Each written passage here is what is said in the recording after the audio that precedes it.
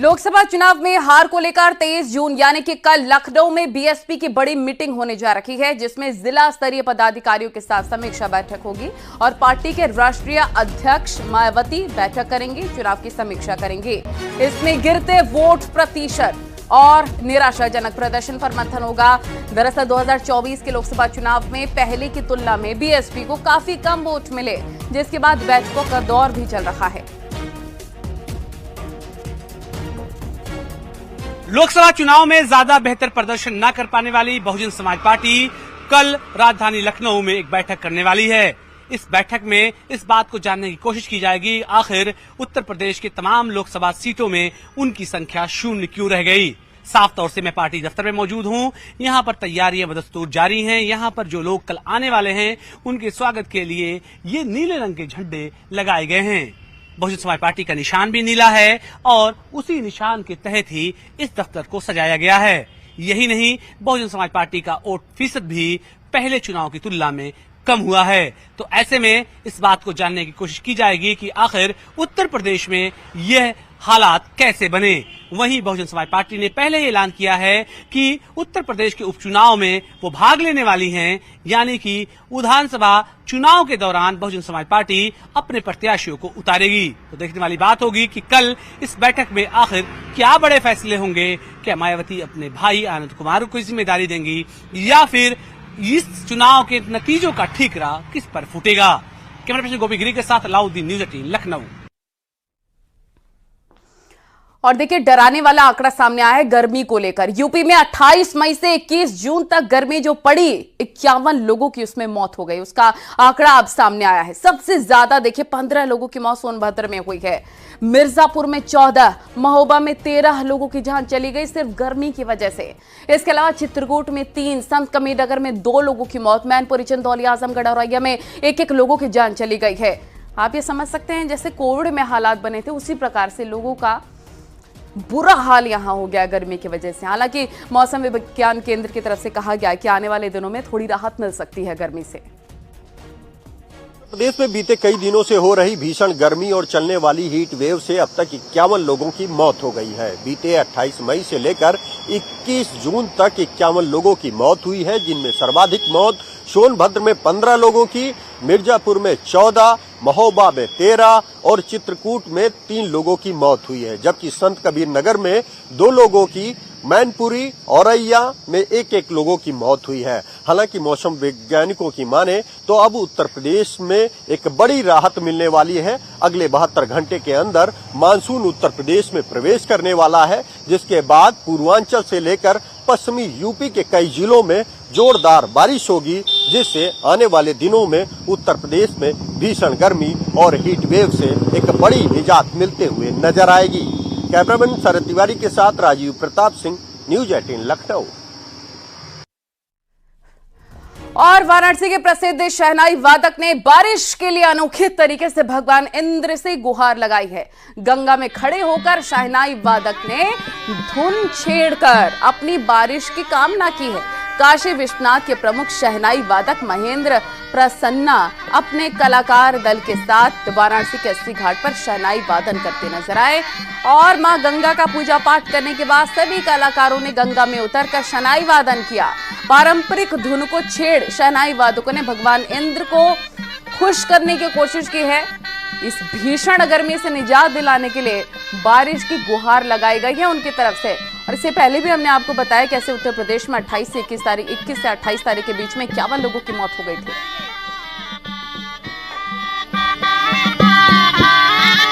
देश में नहीं, पूरे देश में गर्मी से बेहाल है लोग। इसलिए मैं भगवान बाबा विश्वनाथ जी का आशीर्वाद लेके चलता हूँ मंदिर से।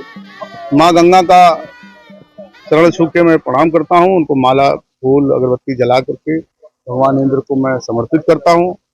और भगवान इंद्र से विगत वर्षों के भांति इस वर्ष भी मैंने प्रार्थना किया कि हे नाथ, बारिश कम से कम हो जाए, जो काशी की जनता ने, पूरे देश की जनता को राहत मिले, किसान भाइयों को राहत मिले। इसीलिए मैं भगवान इंद्र से प्रार्थना करता हूँ, राग मेघ की प्रस्तुति करता हूँ, लास्ट में मैं बधाइयाँ लगाता हूँ। और यूपी में वीआईपी कल्चर को खत्म करने के लिए यूपी सरकार ने एक बड़ा अभियान छेड़ रखा है। जिले में कई जगहों पर ट्रैफिक पुलिस और थाना पुलिस लग्जरी वाहनों को चेक कर रही है और कार्रवाई कर रही है। जिले में अब तक 17 से ज्यादा हूटर उतारे गए, कई गाड़ियों का चालान किया गया है।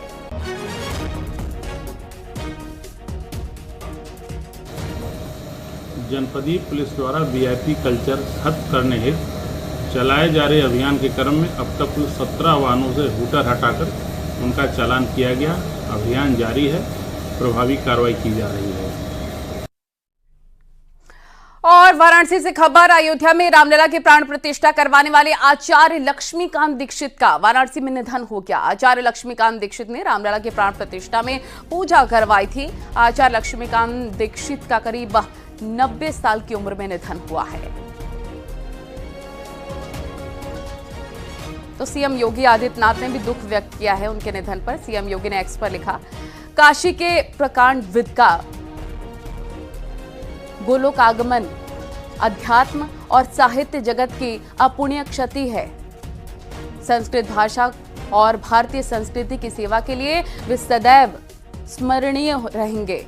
प्रभु श्री राम की प्रार्थना है कि दिवंगत पुण्यात्मा को अपने श्री चरणों में स्थान एवं उनके शिष्यों और अनुयायियों को ये दुख सहन करने की शक्ति प्रदान करें। ओम शांति।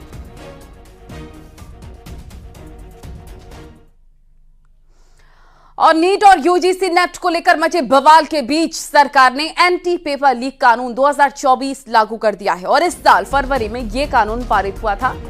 सरकार ने कानून की अधिसूचना जारी कर दी है। नए कानून में परीक्षा में गड़बड़ी के दोषियों को 3 से 10 साल की सजा और 1 करोड़ रुपए तक के जुर्माने का प्रावधान है। केंद्र सरकार का इस कानून को लाने के पीछे का मकसद बड़ी सार्वजनिक परीक्षाएं में पारदर्शिता बनाए रखना है। साथ ही परीक्षार्थी इसके लिए आश्वस्त रहें कि कोई गड़बड़ी नहीं होने पाएगी।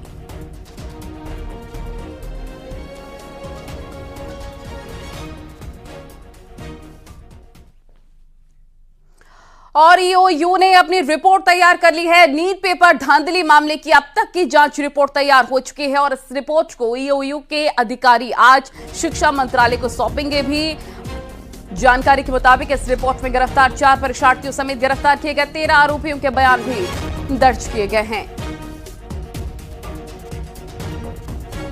नीट पेपर लीक के मामले में बिहार पुलिस की ईओयू यूनिट यानी कि इकोनॉमिकल ऑफेंस यूनिट आज शिक्षा मंत्रालय में नीट को लेकर जो कार्रवाई की गई है उसकी एक विस्तृत रिपोर्ट दाखिल करने वाली है। शिक्षा मंत्रालय में आज ईओयू यूनिट बिहार सरकार की जो पुलिस है वो शिक्षा मंत्रालय में अपनी एक डिटेल रिपोर्ट दाखिल करेगी। इस रिपोर्ट में उन तमाम आरोपियों के बयान शामिल हैं जिन्होंने नीट के पेपर को लीक किया और तमाम परीक्षार्थियों की मदद की। जो रिपोर्ट फिलहाल बिहार पुलिस के द्वारा तैयार की गई है उस रिपोर्ट में न केवल उन आरोपियों के बयान शामिल हैं बल्कि वो अंक पत्र और साथ ही साथ वो प्रश्न पत्र भी शामिल हैं जिनको समय रहते जलाया गया। लेकिन बिहार पुलिस की ईओ यूनिट ने जो छापेमारी की उनको उस समय पर्याप्त सबूत मिले। बिहार पुलिस के द्वारा जो डिटेल रिपोर्ट शिक्षा मंत्रालय में आज दाखिल की जाने वाली है उसमें बिहार पुलिस के बड़े अधिकारी शिक्षा मंत्रालय को ये बताएंगे कि किस तरह नीट के पेपर को लीक किया गया और तमाम परीक्षार्थियों को मदद पहुंचाया गया। सबसे महत्वपूर्ण बात इस मामले में यह भी है कि नीट परीक्षा के लीक के मामले में सुप्रीम कोर्ट में भी कई याचिकाएं दाखिल की गई हैं जिस पर सुप्रीम कोर्ट 8 जुलाई को सुनवाई करेगा। लेकिन बिहार पुलिस के द्वारा की गई ये कार्रवाई नीट पेपर लीक के मामले में एक बड़ा सबूत साबित हो सकती है और जिस तरह देश भर के तमाम छात्र नीट की परीक्षा को रद्द करने की मांग कर रहे हैं ऐसे में देखना बेहद अहम होगा कि बिहार पुलिस के द्वारा दाखिल की जाने वाली इस रिपोर्ट पर आने वाले दिनों में शिक्षा मंत्रालय और खुद शिक्षा मंत्री क्या कुछ अहम बड़े फैसले लेते हैं। कैमरामैन संजीव वर्मा के साथ सुशील पांडे, न्यूज़ 18 दिल्ली। और वहीं यूपी कांग्रेस प्रदेश अध्यक्ष ने भर्ती प्रक्रिया में गुजरात में कॉन्ट्रैक्ट दिए जाने पर सवाल उठाए हैं। नेट से लेकर जितने आप यूजीसी सब में पूरी तरीके से अगर साफ पारदर्शी जांच होगी तो सब में गुजरात के लोग और उनका इन्वॉल्वमेंट आएगा, और वो अलग अलग स्टेट्स से इसको मैनेज भी कर रहे हैं। हर जगह से गुजरात के लोग इसमें आए। मैंने बनारस से बात उठाई थी, सारे काम आप देख सकते हैं, पूरा काम बनारस में वहां मिला हुआ है। सारे स्मार्ट सिटीज के सारे काम गुजरात के लोग काम कर रहे हैं। मोदी जी और अमित शाह इन्हीं के पूरे इनके भक्त लोग। तो मैं इतना ही कहना चाहूंगा कि ये सीधे सीधे पूरा गुजराती लॉबी मिलकर इस देश के भविष्य को खराब कर रही है, बर्बाद कर रही है। तो देखिए, नीट परीक्षा के पेपर लीक मामले में जांच जैसे जैसे आगे बढ़ रही है, वैसे वैसे इसमें शामिल लोगों के नामों की लिस्ट बढ़ती जा रही है। पेपर लीक मामले के आरोपी सिंटू के कबूलनामे के मुताबिक उसे रवि अत्री गैंग के प्रश्न पत्र और उत्तर मिले थे। बिहार पुलिस के मुताबिक पेपर लीक कांड में प्रोफेसर से लेकर डॉक्टर और इंजीनियर तक शामिल थे।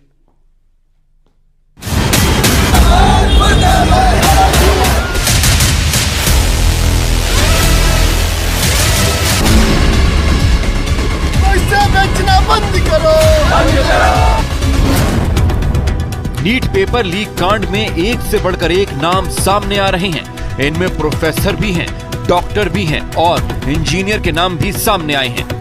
यानी लाखों छात्रों के भविष्यों से खिलवाड़ करने वाले किरदार समाज के कई सफेदपोश निकले। बिहार आर्थिक अपराध इकाई के सूत्रों की माने तो नीट मामले में ईओयू के रडार पर एक संदिग्ध प्रोफेसर का नाम सामने आया है। जांच एजेंसी के मुताबिक प्रोफेसर के नंबर से नीट के पेपर को लीक किया गया था। फिर इस क्वेश्चन पेपर को रांची के रिम्स हॉस्पिटल के 10 डॉक्टर और पटना के 2 सॉल्वर ने मिलकर इसे हल किया। फिर इस हल किए हुए प्रश्न पत्र के साथ आंसर शीट को चिंटू के मोबाइल पर भेजा गया, जिसके बाद क्वेश्चन पेपर को आंसर शीट के साथ प्रिंट करवाकर लर्न प्ले स्कूल में पहले से मौजूद परीक्षार्थियों को रटने के लिए बांटा गया।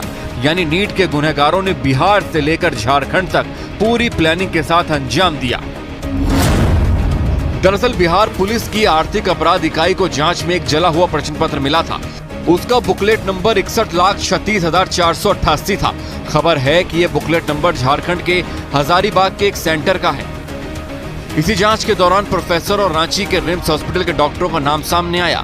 इस बात की तस्दीक आरोपी सिंटू ने भी की। उसने पूछताछ में कबूल किया कि उसे रवि अत्री गैंग से प्रश्न पत्र और उसके उत्तर मिले थे, जिसके बाद उसने इसे अमित आनंद और नीतीश कुमार को व्हाट्सएप के जरिए भेजा था। न्यूज 18 इंडिया ने सबसे पहले सिंटू और इसके साथी चिंटू की भूमिका पर पर्दाफाश किया था, क्योंकि सिंटू और चिंटू ने ही उत्तर के साथ प्रश्न पत्र परीक्षार्थियों के बीच बांटे थे। चिंटू ने अपने कबूलनामे में रवि अत्री गैंग के नाम का खुलासा किया है। बता दें कि रवि अत्री वही मास्टरमाइंड है जो इस वक्त मेरठ की जेल में बंद है, और वो ग्रेटर नोएडा के जेवर के इसी नीमका गांव का रहने वाला है, जहां पर हम मौजूद हैं। हमने अभी रवि अत्री के परिवार से बात की, हालांकि उन्होंने सारे आरोपों से खंडन कर दिया, लेकिन सिंटू ने अपनी पूछताछ में खुलासा किया है कि जो उसे सॉल्व पेपर मिला था वो रवि अत्री गैंग से ही मिला था। इसके अलावा इस पूरे मामले में संजीव मुखिया और अतुल बस नाम के 2 ऐसे किरदार हैं जो बिहार पुलिस के रडार पे आए और जिनके सीधे ताल्लुक जो है वो रवि अत्री गैंग से बताए जा रहे थे। रवि अत्री इसके पहले भी यूपी सिपाही भर्ती घोटाला हो या इसके अलावा कुछ और जो कॉम्पिटिटिव एग्जाम होते हैं उनके पेपर को लीक करने में और सॉल्वर के मामले में उससे अलग अलग राज्यों की पुलिस ने गिरफ्तार किया था। पेपर लीक के किरदारों की हर एक कड़ी इस कांड के सरगना रवि अत्री तक पहुंचती है, और जब यूपी के गौतम बुद्ध नगर में रवि अत्री के परिवार से न्यूज 18 इंडिया की टीम ने जानकारी लेनी चाहिए, तो उसके परिवार ने दावा किया कि रवि अत्री ने फोन पर बताया कि इस मामले में उसका कोई हाथ नहीं है। आप कब मिले थे अपने भाई से जेल में आखिरी बार? हो गए 10 दिन से हो गए। 10 दिन। तो क्या बोला था रवि ने? मेरी तो अभी बात हुई थी, फोन जेल से फोन आया था, भाई बता रहा था एक बार बताओ हम जब जेल में हैं तो हम क्यों करेंगे, अरे हम तो ये सोचेंगे कि हम जमानत करवाएं, अपने घर जाएं, अपने घर काम करें, माँ बाप से मिले, हम क्यों गलत काम करेंगे। रवि को कभी अफसोस होता है उसने जो भी पुराना अपराध किया उस पर जेल में? अफसोस क्यों नहीं होता सर, एक बार बताओ कौन जेल काटना चाहेगा। तो कुछ बताता कि कैसे वो संपर्क में आया था जब कोटा गया? तो सर संपर्क में किसी के नहीं था, कोटा किसी के संपर्क में। ये गलत आया उसको, ये पेपर में तो उसको कोई नाम निशान होना चाहिए। अच्छा, लेकिन बता रहे हैं जो पटना पुलिस है, जो बिहार पुलिस है, वो ये बता रही है कि जो एक आरोपी पकड़ा गया है उसने रवि अत्री गैंग का नाम लिया है कि उस गैंग के जरिए जो है वो पेपर मिला। गलत है ये मामलो। जब वो वहाँ आए मेरठ जेल में तो वो वहाँ से कहाँ पहुँचे वो। ये तो खामोखा की बात है, सब ये मतलब फंसाया जा रहा है, ये तो जबरदस्ती। आपका और पेपर लीक से जुड़ी इस वक्त की बड़ी खबर मिल रही है कि शिक्षा मंत्रालय ने उच्च स्तरीय कमेटी का गठन कर दिया है। विशेषज्ञों की एक उच्च स्तरीय समिति का गठन हुआ है। परीक्षाओं के पारदर्शी यानी कि ट्रांसपेरेंसी, सुचारू और निष्पक्ष संचालन को सुनिश्चित करने के लिए उच्च स्तरीय समिति का गठन किया गया है।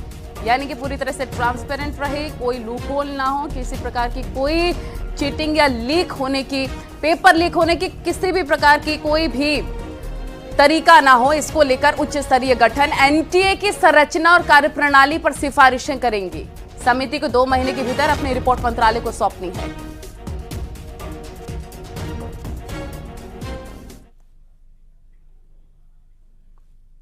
खबरें जारी, रुकेंगे छोटी सी ब्रेक के लिए। आप देख रहे हैं न्यूज़ 18 उत्तर प्रदेश उत्तराखंड।